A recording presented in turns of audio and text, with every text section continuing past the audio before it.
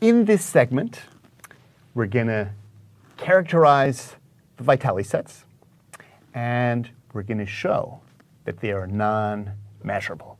We're going to show that they cannot be assigned a well-defined Lebesgue measure. So this is how we're going to proceed.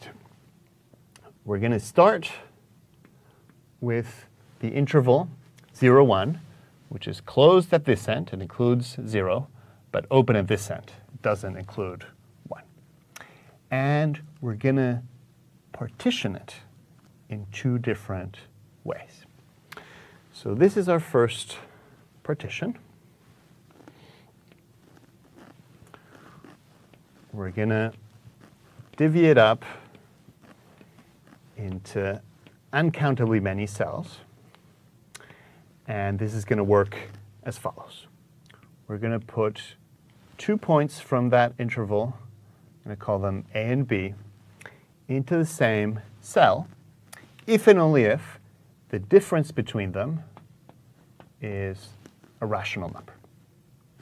So for example, the numbers 0 and 1/4 are going to be in the same cell, because 0 minus 1/4 is minus 1/4, which is a rational number. But an irrational number like pi minus 3, that's going to be in a different cell, because if you take pi minus 3 and subtract any of those, you're not going to get a rational number. So maybe pi minus 3 lives in there. So that's our first partition. And now we're going to use this partition to generate a second partition.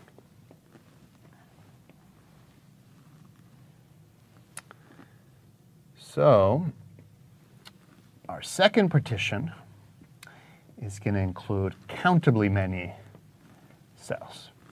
In fact, we're going to label each cell with a rational number from that set.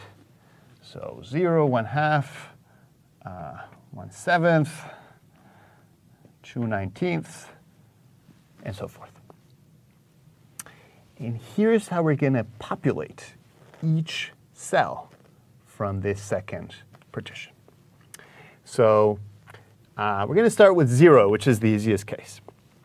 The way we populate the 0 cell is by using the axiom of choice to pick a representative from each cell in our original partition.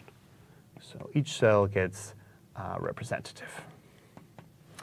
And then we're just going to send all the representatives into our 0 cell over here. So suppose, for example, that we picked 1/4 as a representative from this cell here, then that means that 1/4 is going to live in there. So we've now populated our 0 cell. It includes the uncountably many representatives that we got from our original partition. Now, what about the others?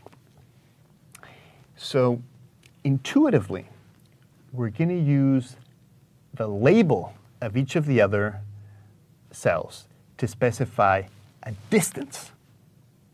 And we're going to use that distance to populate the cell. So take the 1/2 cell as an example. So what we're going to do is we're going to use a distance of 1/2 to decide how to populate it. And here's what that means. So we're going to take the 0, 1 interval, and we're going to bend it into a circle. And then we're going to look at each representative, in other words, each element in the 0 cell, and we're going to ask the question of which points are at a distance of 1/2 from that representative. So for example, 1/4 is in this set because 1/4 is a representative. So we're going to mark 1/4 on our circle. and we're going to travel a distance of 1/2 until we get to 3/4. Because 3/4 is at a distance of 1/2 from its representative, we're going to put 3/4 in there. And we're going to do the same for each representative in the 0 cell. We're going to see where you get by traveling a distance of 1/2 on the circle and put the result in there.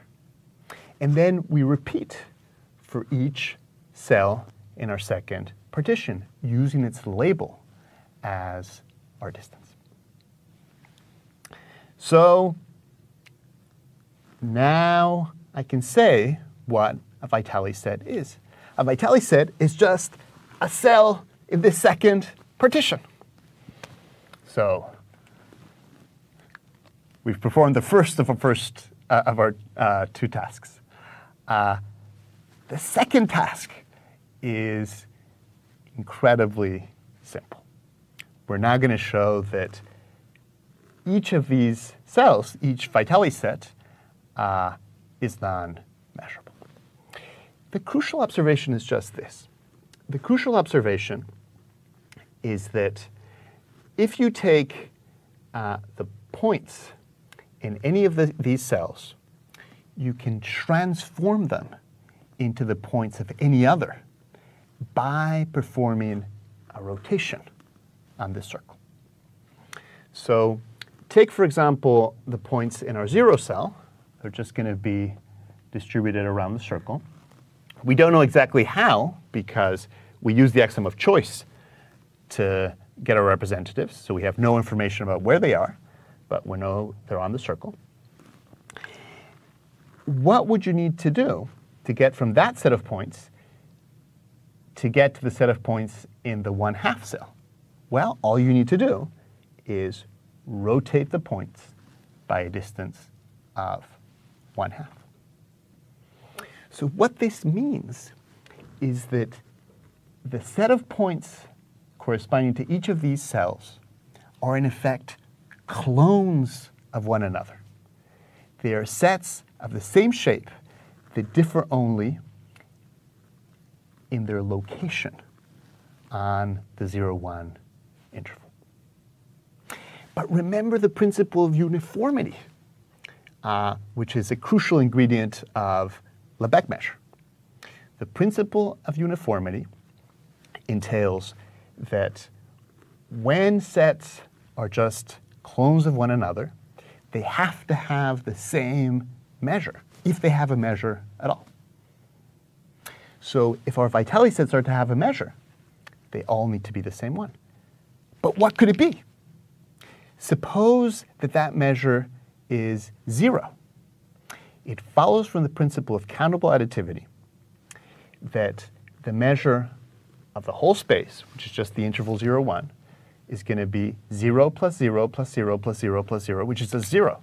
And we know that to be wrong because the measure of the interval is 1. Well, could the measure then be some positive real number, r? Well, it can't, because again, by countable additivity, that would mean that the measure of the whole space is r plus r plus r plus r plus r plus r plus r, infinitely many times. And because r is positive, the result is infinity, which is also wrong because, again, we know the measure of our set to be 1. So when countable additivity is in place, it is impossible for all of these cells to have the same measure. So by uniformity, they cannot have a measure at all, so they're non-measurable. There is no such thing as the Lebesgue measure of a Vitali set. Amazing.